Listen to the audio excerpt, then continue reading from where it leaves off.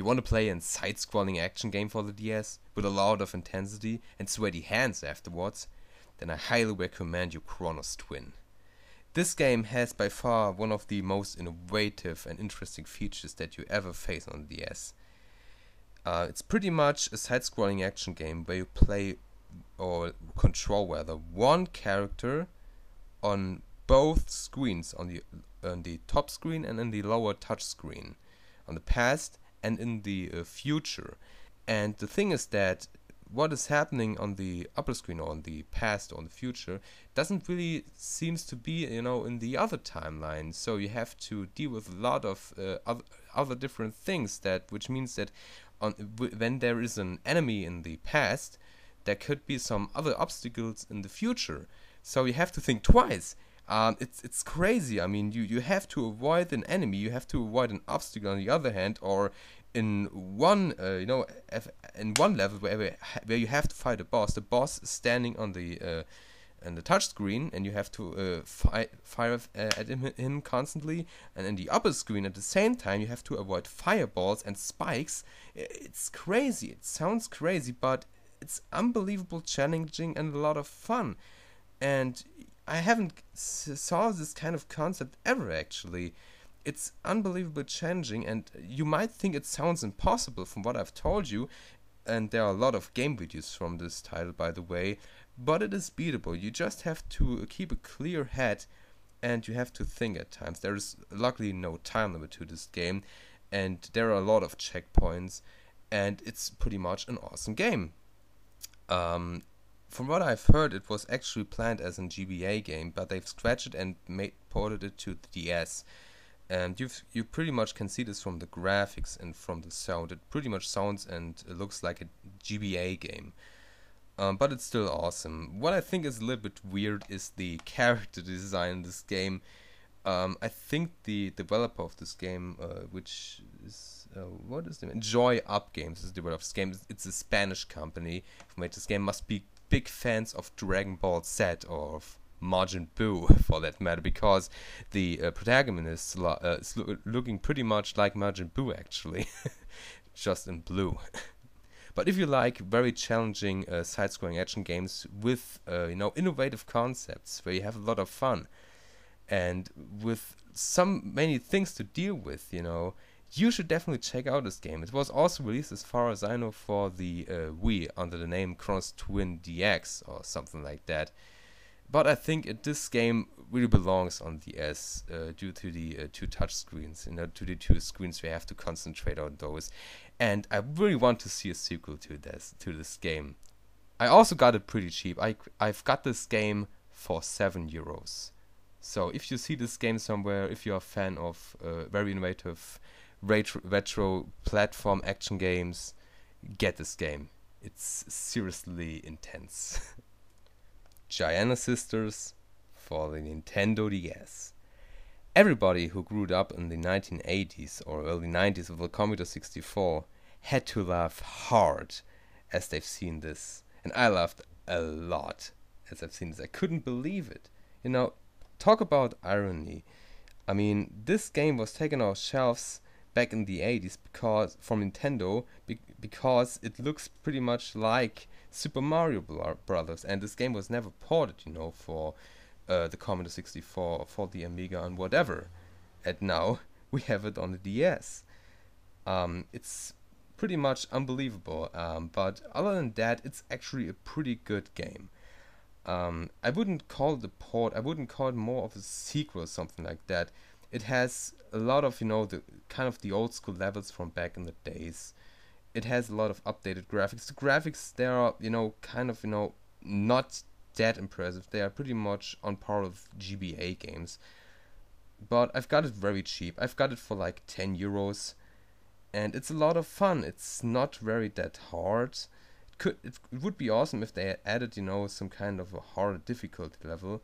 But it has a lot of stages, It has like over 80 levels, which is a lot.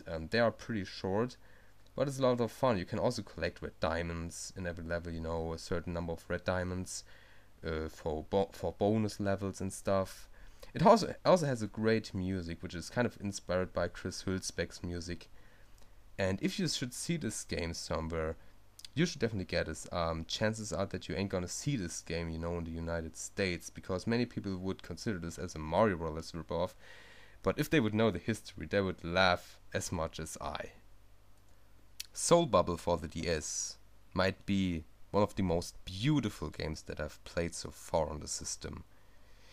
If you have played games like, you know, Bubble Ghost back in the days on the Commodore 64 or on the Game Boy, I've played it on the Commodore 64.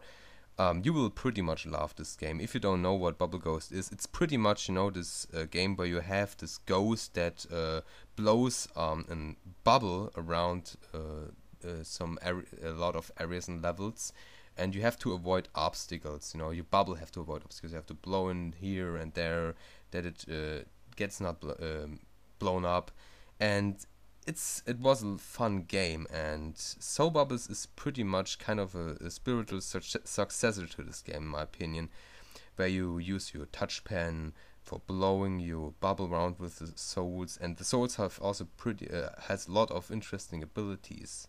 What I also like about this game is the graphic. The graphic is very nicely done.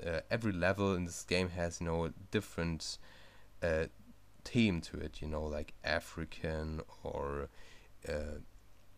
like Asian theme and stuff like that. It looks beautiful. Also music-wise, it fits very much the mood of the game. And like I said, it's beautiful done. It's with so much love, heart, and soul in it, and it wasn't that successful as far as I know, you know, from the sales numbers at least.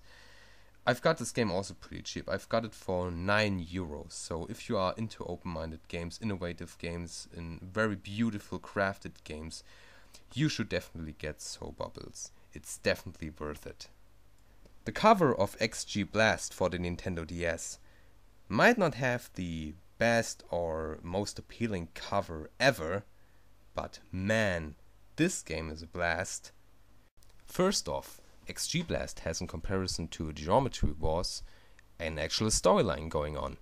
It might not be the most original storyline, but it actually has a storyline, and you want to know how it ends, actually, especially in the campaign mode, which contains multiple galaxies or chapters rather with multiple levels in it, you know, like 6 or 7 levels, where you have to fight against a certain numbers of enemies, you know, and after you've killed all the enemies, it ends, and you can proceed to the next level. It kind of has the level selection like in games like in Darius, for instance, where you can select multiple paths, which is pretty interesting, and it also gives this game a lot more replay value.